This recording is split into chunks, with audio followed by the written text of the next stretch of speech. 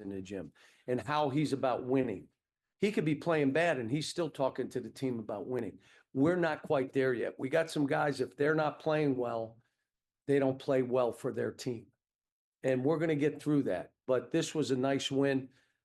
Michigan, come on now, they shot 58%, 40-some from the three, and they lose a game. So we did shoot 50 and 40, but we missed a bunch of free throws. We've done it now multiple times. Illinois, we missed 13 free throws. Well, you're not going to win a game. Down in Miami, we missed the 2 that would have put it to 5, and the game would have been over. We missed both. Today, we missed those free throws. So maybe I'm having the wrong guy shooting free throws. Maybe have to think about that myself. How much help do you guys need? When you preach process throughout the beginning of the year, how much do you guys need this type of result? We needed what we did with Miami. Be down the whole game and come back and win. Having a will to win, that's when you know, okay, now we have a will to win. Let's get the rest of the stuff together. These kids haven't stopped fighting all year. I mean, we were down to Baylor big, and all of a sudden it's a tie game, and we're down 3 with the ball twice. Illinois got it to 9 and missed a layup, missed free throws, and had a chance to get it to 5 or 6. So, but we've also been down some first halves that we shouldn't have been. But this one at halftime, I was so happy because we could have been down 25. And all of a sudden, we're down 4. I know, John, SEC is an absolute beast of a league this year, clearly the best in the country. Did you feel pressure as a coach? You know, this is your last high major non-conference opponent to get this win under these circumstances, knowing what's waiting for you? No, but normally as a coach, you're looking, all right, do we have some wins in this league? And then I started thinking, are we the win? The way we were playing for a while. Shit, maybe they're looking saying, Jesus, we're playing Arkansas. Thank God for that. But there are no wins. I can go up and down the league and tell you, they're telling me this is like SEC baseball now, where it doesn't matter who you play, you can lose. That top to bottom, they're, and that may be the case. But all I know is we got terrific coaches, we got terrific players, we got terrific fans. I remember when I started, we were getting 3 teams in the NCAA tournament. And I was trying to get a 6 and 7 and 8. If you remember, I said, we deserve 8. We got 3. And now you're talking about top to bottom, someone's going to win 7, 8 games. They should get in the NCAA tournament if they won at Miami and Michigan and, played those other teams tough. They should get in, but it's going to be one of those years. I'm looking forward to it. Guys, look, what I did at this time in my life, in my career, this was perfect. First page in the first chapter of a new book, and it's an adventure. And I'm going to have fun and enjoy it. I'm happy. Do I look happy? We lost. I wonder if I'd have been happy. But throughout the game, I'm happy. These guys, I love coaching this group. I got a job to do now. Just so you know, we have not been healthy. Today, Adu Thiero should not have played. Was anybody at our shoot-around? He couldn't go in the shoot-around. I asked him for 10 minutes. Just give me 10 minutes. And I took 21.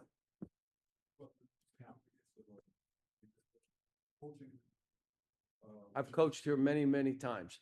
This is more about them playing in this building.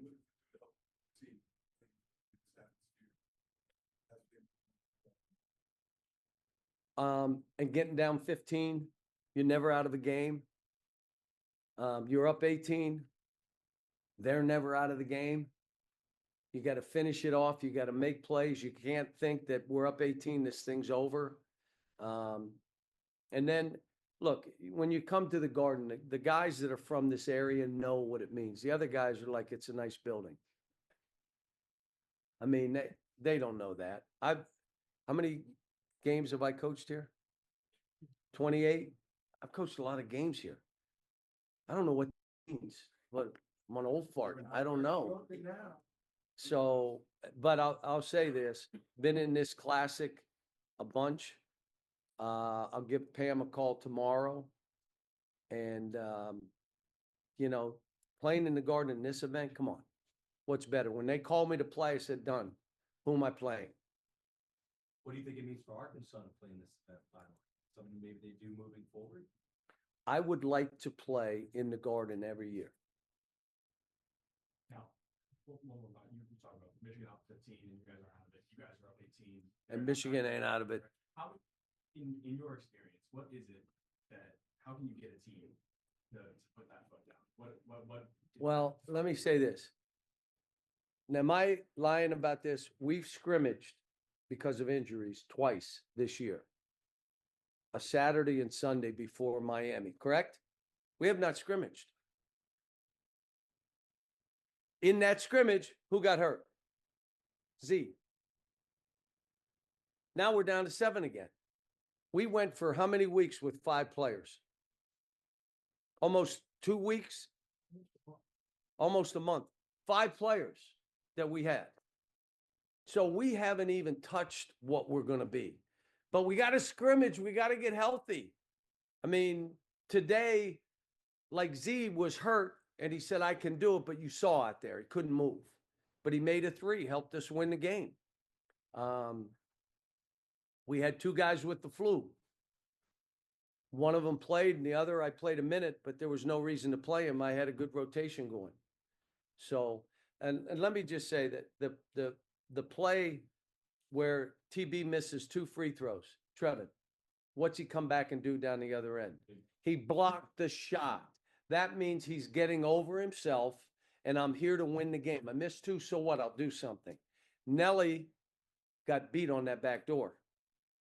Oh, he was beat dead to rights. And what did he do? Instead of stopping, he fought. And he dove on the floor and tipped it with his right hand. And we win the game because of a play where he got beat, but it was an effort play. And that's all good stuff for them to learn. Coach, I brought that up. I brought up the block. And both Golden and Wolf said, I said how important the block was in the game. And they said it was your physicality that won that game. And even their coach said that. And Whose physicality? your team's physicality, they were really impressed with your team's physicality. And, you know, I had said the game was a lot like a tournament game. And it was They're the just puffing physicality. us up when they say that. Let Really? me just tell you. But again, Jonas didn't play for 4 months. So he's just now coming back. Coach, you mentioned your players bailing you out. Yes. A couple of Yep. decisions that you regret. Yeah. Can you think of, off the top of your mind, maybe 1 or 2 moments, you know, whether it's Memphis, UMass, Kentucky, where your players bailed you out for a coaching decision? I've been bailed out if you listen to people, I've been bailed out my whole career. I've had really good players who have bailed me out. Now we develop and they go on and, you know, they've made over $6 billion in the NBA, but that's just here nor there. But it just drives you nuts, doesn't it? When I say that, it's just like, I can't believe he says it. It's what he says. But yeah, I get bailed out a lot. And then I hope they know that there'll be times I bail them out. That's how this works. I asked them at halftime, you have any suggestions, guys? Mentioned not being able to scrimmage, not dealing with all the injuries. Have you reconsidered maybe your roster construction, maybe getting more guys moving forward? We may have to. It may not work the way I planned. So, you know, 8 or 9 guys. Everybody will be happy. You don't have transfer problems, NIL issues you don't have, da-da-da. And a couple coaches said, what if you have injuries? I'll have happy players. I'll have 6 guys and 7 playing. I didn't plan on that all of preseason. I thought you get in the season, someone get hurt, you have 7, but you're prepared. We have not been able to really do, so you may be right. Coach, you talk about Michigan's Danny Wolf. What are the challenges of defending a guy that versatile? And is this a guy that you think will play high-level basketball? Yeah, he did really good stuff. I mean, he's good with the ball, getting to the basket. He's a 5-out big man. They put him in a lot of pick and rolls in all the tape I watched. He's the ball handler, and we did some different things to slow that down. But they still, like I said, shot 57% and 44 from the three. Now, we limited their threes to which is what we've been working on for 2 weeks. We've been giving up 28 threes a game. We haven't been that good, so. Coach, what changed the most for you guys in the first half to crawl back? And like you said, you're thrilled at halftime, made the 4-point game. First of all, we ran and played faster and we spread the court. We made some baskets, made a three, and then we got our wheels underneath us. You understand, we had 10 points with so we scored a ton of points from those in 30 minutes. Scored 78 points in like 30 minutes. So, but they scored too. They scored throughout the game. They're good. They're a top 15 team. They are. Josh, real quick, Kelly was a little bit down here, but Who? But DJ and Boogie combined for 36 points, 12 assists. What you're saying with the injury issues, how much of their play and interplay off of each other what they're providing to you the barometer for this team? You and I know, if you want to have a good college team, you better have good guards. And we have good guards. Nelly's going to get better. He's getting into the feel of how he's got to play. He's going to be fine.